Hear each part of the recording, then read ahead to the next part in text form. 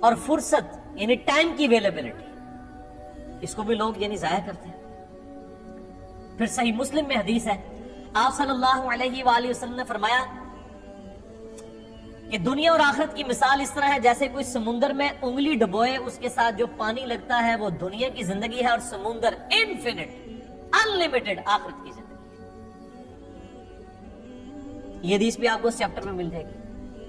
ایک اور حدیث ہے صحیح مسلم کی کہ آپ صلی اللہ علیہ وآلہ وسلم ایک دفعہ صحابہ کرام علیہم رضوان کو لے کر مدینہ شریف سے باہر نکلے، ایک گندگی کے ڈھیر کے پاس کھڑے ہوئے جہاں پہ ایک گلی سڑی بکری تھی، بکری کا بچہ مرا پڑا ہوا تھا۔ آپ صلی اللہ علیہ وآلہ وسلم نے فرمایا تم میں سے کوئی شخص 1 درہم کے بدلے سے خرید لے گا؟ صحابہ نے کہا یا رسول اللہ کبھی نہیں ہم خریدیں گے۔ تو آپ نے فرمایا اللہ تعالیٰ کے نزدیک پوری دنیا اور جو کچھ اس کے اندر ہے اس کی اہمیت اس گلی سڑی بکری جتنی بھی نہیں ہے جسے تم 1 درہم میں خریدنا پسند نہیں کرو گے۔ اللہ تعالیٰ یہ تم اسے پسند نہیں کر رہے، اللہ کے نزدیک دنیا اس سے بھی زیادہ حقیر ہے جس کے پر لوگ مرتے ہیں۔ پھر آپ صلی اللہ علیہ وآلہ وسلم نے فرمایا، صحیح مسلم میں یہ حدیث ہے کہ انسان کہتا ہے میرا مال میرا مال میرا مال، پھر آپ نے وہ سورہ تکاثر پڑھی، الہاکم التکاثر حتی زرتم المقابر، تمہیں مال کی کثرت کی طلب نے خسارے میں ڈال دیا یہاں تک کہ تم نے قبروں کا منہ دیکھ لیا، ان قریب تم جان جاؤ گے، ان قریب تم جان جاؤ گے۔ یعنی جب قیامت آئے گی کہ مرتے ہی قیامت قائم ہو جائے گی، اور پھر قیامت والے دن تم سے اللہ تعالیٰ نے جو نعمتیں دی ہیں ثم لتسألن یومئذ عن النعیم، ان نعمتوں کے بارے میں پرسش ہوگی۔ تو صحیح مسلم کے الفاظ ہیں، آپ صلی اللہ علیہ وآلہ وسلم نے فرمایا انسان کہتا ہے میرا مال میرا مال میرا مال، حالانکہ اس کا مال تو وہ ہے جو اس نے کھا لیا یا پہن کر بوسیدہ کر دیا، باقی جو کچھ بچ گیا وہ تو اس کے وارثوں کا مال ہے جو اس کے مرنے کے بعد بانٹیں گے۔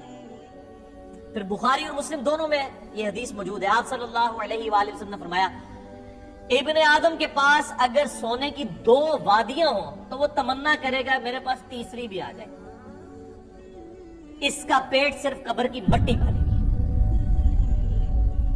پھر بخاری اور مسلم کی متفق علیہ حدیث ہے، آپ صلی اللہ علیہ وآلہ وسلم نے ارشاد فرمایا انسان کے 3 دوست ہیں، ایک ہی اس کے ساتھ قبر میں جاتا ہے اور وہ اس کے اعمال ہیں، باقی اس کے 2 دوست باہر رہ جاتے ہیں، اس کے رشتہ دار اور اس کا مال، یہ باہر ہی رہ جاتے ہیں، قبر میں صرف اعمال جاتے ہیں جو اس نے کیے، نیک یا برے۔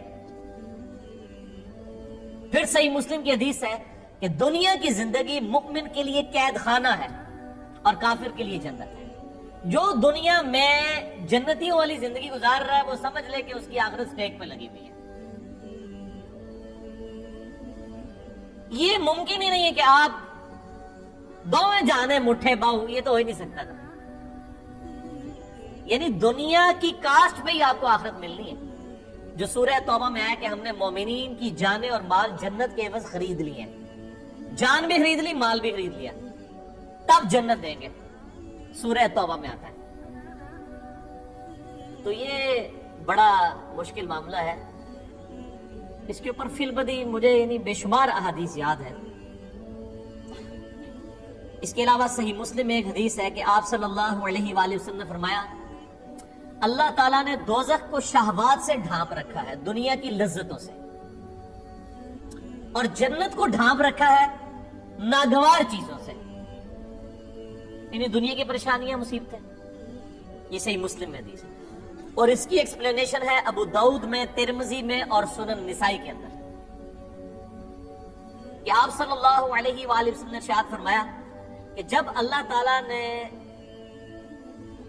جنت کو پیدا فرمایا تو حضرت جبرائیل علی نبینا علیہ السلام سے کہا کہ جاؤ جبرائیل جنت دیکھ کے آؤ۔ دیکھ کے آئے، اللہ نے فرمایا کیسا پایا جنت کو؟ کہا یا اللہ بڑی خوبصورت ہے، مجھے نہیں لگتا کہ کوئی شخص بھی ایسا ہوگا جو اس جنت میں جانے کی کوشش نہ کرے، تو تن من دھن لٹا دے گا۔ اللہ نے فرمایا اچھا ایڈی سوکھ ہے اے بریکٹ اچ۔ پھر اللہ تعالیٰ نے جنت کو دنیا کی ناگوار چیزوں سے ڈھانپ دیا، یعنی دنیا میں تکلیف آئیں گی، پریشانیاں آئیں گی، پھر شریعت کی پابندیاں، حلال و حرام کا فرق کرنا، نمازوں کی پابندی، حقوق العباد کا خیال رکھنا، کتنی تکلیف ہے۔ روزانہ 5 وقت کی نماز پڑھنا کوئی آسان کام؟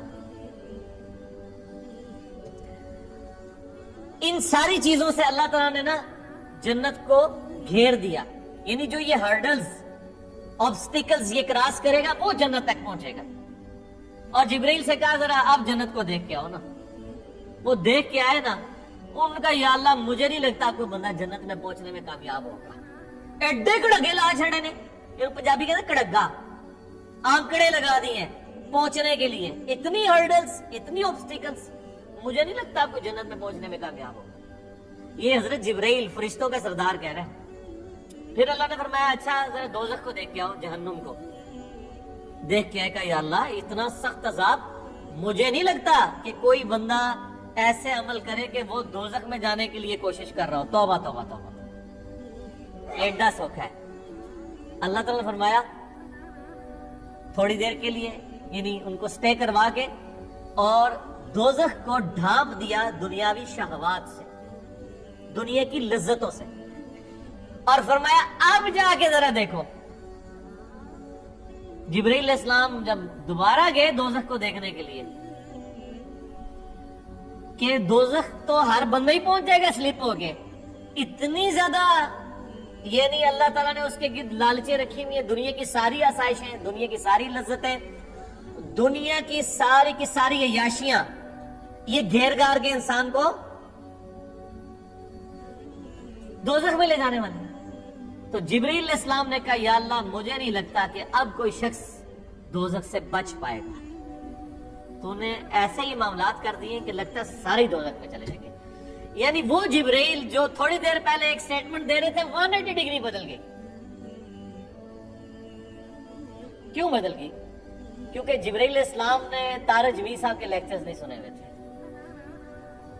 میرے بھائیوں خدا بڑا ڈاڈا ہے، خدا کا کبھی ایک